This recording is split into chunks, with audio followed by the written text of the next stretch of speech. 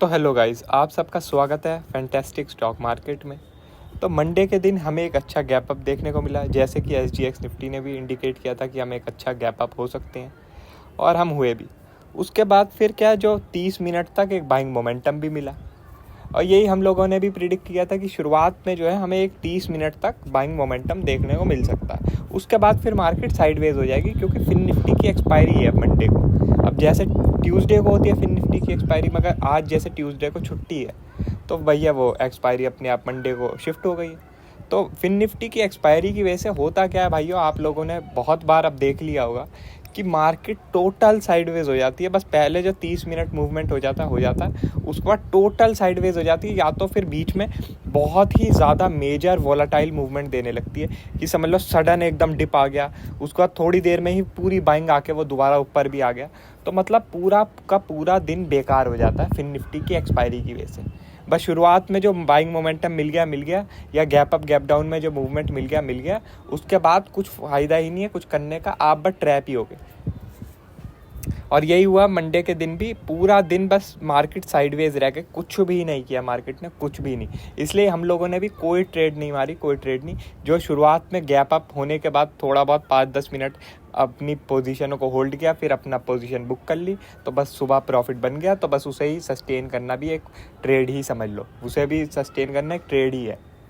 ज़्यादा बेमतलब में ट्रेड करने का कोई फ़ायदा नहीं, जब कोई बन ही नहीं रहा सेटअप तो ट्रेड क्यों करें, कोई ज़बरदस्ती थोड़ी।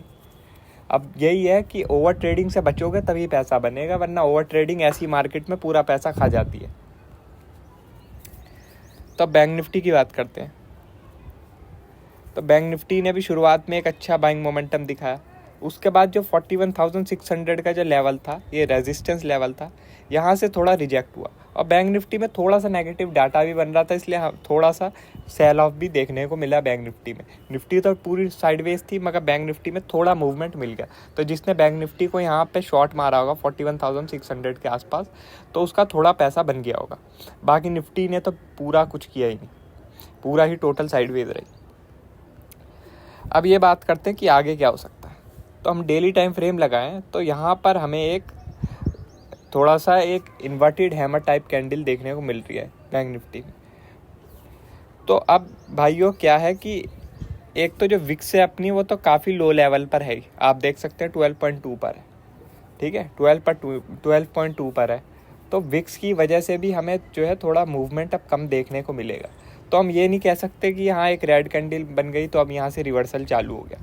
रिवर्सल होने के लिए यूएस मार्केट को भी रिवर्स करना होगा, ठीक है। अब जैसे यूएस मार्केट अपने 20 SMA पर थी, ठीक है, 20 SMA पर थी, तो आप देख सकते हैं इसने यहाँ पर पॉज लिया है, तो अब ये देखना होगा भाइयों कि यूएस मार्केट ये जो लो बनाया, इसके नीचे कामकाज चालू करती है या नहीं। अगर इसके नीचे कामकाज चालू कर देती है, तब हमारी मार्केटों पर भी, वर्ल्ड मार्केट सारी मार्केटों पर प्रेशर पड़ेगा कि यूएस मार्केट ने डिप ली, उसके बाद एक बाउंस लिया और वापस सेल ऑफ होना चालू हो गया, ठीक है। क्योंकि अपनी मार्केट की जो मेन वजह थी अडानी, वो तो थोड़ा बहुत सुधर रहा है, ठीक है, अडानी के शेयर काफ़ी सुधर गए हैं, तो इसलिए अभी अपनी मार्केटों में इतना पैनिक नहीं बचा है। तो अब इसलिए वापस से यूएस ही जहाँ पर चलेगी, वहाँ पर ही अपनी मार्केट भी चलेगी।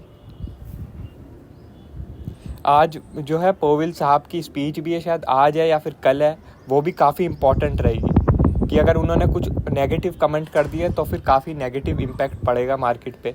अगर समझ लो उन्होंने कोई ऐसे ही डोविश कमेंट कर दिए, कोई ऐसे पैनिक नहीं दिखाया कि ऐसे कोई अभी पैनिक की बात नहीं है, इन्फ्लेशन बस फेस्टिवल्स की वजह से बढ़ा है, तो फिर मार्केटों में एक पॉजिटिव इम्पैक्ट आएगा, और मार्केटें जो अभी एक बाउंस आया है, इस बाउंस को सस्टेन कर पाएंगे और भी बाउंस दिखा पाएंगे।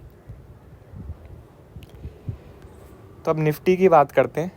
तो निफ्टी में भाइयों अभी भी निफ्टी स्ट्रॉन्ग ही है, 20 SMA के ऊपर ही बंद की है, माना कि हल्का फुल्का ही बंद की है, मगर अभी भी ऊपर ही बंद की है। तो हमें ये देखना होगा भाइयों कि इस लेवल के नीचे निफ्टी ना आए, 17,650 के नीचे अब निफ्टी क्लोजिंग ना दे।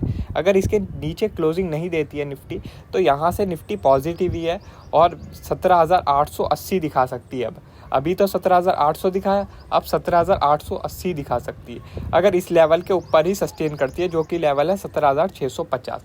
मगर 650 के नीचे चली जाती है तो फिर भैया हम भी थोड़ा नेगेटिव हो जाएंगे और हम भी थोड़ा अब सेल का सोचने लगेंगे वापस से। अभी तो हमने यहाँ पर एक अच्छा बाइंग की है, मगर अभी हम लोगों ने कुछ सेल का ऐसा प्लान नहीं किया। थोड़ा बहुत इंट्राडे में कर लिया तो कर लिया, स्कैल्पिंग टाइप वो अलग होता है और पोजिशनल अलग होता है। अभी पोजिशनल सेल बना नहीं है। अब अगर समझ लो इसके नीचे कामकाज चालू हो जाएगा, इसके नीचे 1 घंटे में 1 दिन में क्लोजिंग आने लगेगी, तो फिर हम लोग भी सोचेंगे कि इसका स्टॉप लॉस लेके हम इसका टारगेट ले लें 17,300 का टारगेट। मगर जब तक ऐसा नहीं होता तब तक हमारा कोई ऐसा सेलिंग व्यू है नहीं। अगर ये समझ लो इसके ऊपर ही मार्केट सस्टेन रहती है तो हम यही कोशिश करेंगे कि यहाँ से बाय करने का सोचें। बैंक निफ्टी में भी बता देता हूँ आप लोगों को। बैंक निफ्टी में ये बहुत ही स्ट्रॉन्ग रेजिस्टेंस है, बहुत ही स्ट्रॉन्ग 41,850 से लेके 950, यही मैंने आपको बताया था। दूसरा टारगेट भी है बैंक निफ्टी का। पहला 600 था, वो तो अचीव हो गया, अब दूसरा ये है। अब ये देखना होगा कि बैंक निफ्टी इसके ऊपर निकलता तभी हमें ये टारगेट मिलेगा। अगर समझ लो इसके ऊपर नहीं निकलता, यहाँ पर 1-2 दिन टाइम पास करता है, फिर निकलता है, तब भी हमें एक और अच्छा मूवमेंट मिल सकता है, क्योंकि फिर ये रेजिस्टेंस इतना स्ट्रॉन्ग नहीं रहेगा। फिर ये हो सकता है इसे सिंगल लाइन में तोड़ दे। मगर अगर समझ लो पहले ही बारी में ये यहाँ तक आता है तो फिर इसे दोबारा समस्या आएगी, यहाँ पर ये थोड़ा रिजेक्ट होगा वापस से।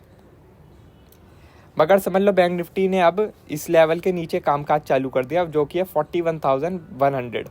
अगर 41,100 के नीचे कामकाज चालू कर दिया बैंक निफ्टी ने, तो बैंक निफ्टी वापस से नेगेटिव हो जाएगा और बैंक निफ्टी में हमें 40,000 तक के टारगेट देखने को मिल सकते हैं। मतलब 1,000 पॉइंट हमें फिर वो 2-3 दिन में ही मिल जाएंगे।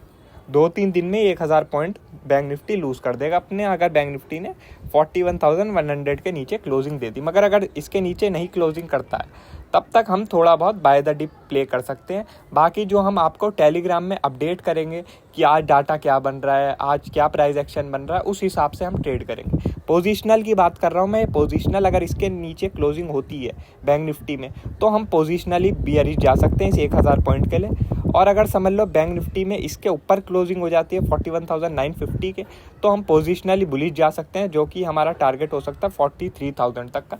1,000 पॉइंट के लिए यहाँ पर हम पोजिशनली बुलिश जा सकते हैं। ये तो हमने जितना पॉइंट कैप्चर करना था कर लिया है।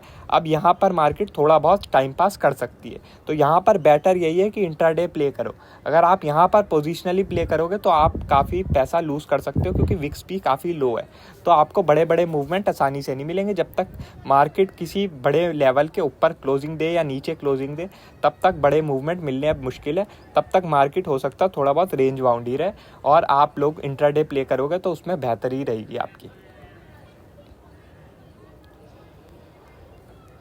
ठीक है, तो अभी हम देख रहे हैं तो SGX 50 पॉइंट पॉजिटिव वही है कि अगर समझ लो किसी ने ये नीचे की क्लोजिंग देख के पुट ले लिया था तो भैया उसका हो गया अभी कल्याण। अब ये है कि US मार्केट आज रात दोबारा खुलेगा तो हो सकता है आज डाउन हो जाए पोविल साहब की स्पीच की वजह से। मगर ये है कि आप अभी अंधाधुंध कोई पुट या कॉल नहीं ले सकते।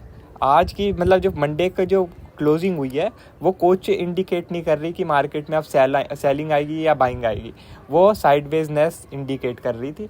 तो अगर आप किसी ने भी मंडे की क्लोजिंग देख के पुट या कॉल लिया है तो फिर उसने काफ़ी बड़ी गलती करी है। ठीक है, तो बाकी और कोई अपडेट होगी हम आपको टेलीग्राम में बता देंगे। वीडियो अच्छी लगी हो तो लाइक कर देना और चैनल पर नए हो तो सब्सक्राइब कर देना। आज के लिए बस इतना ही। Thank you.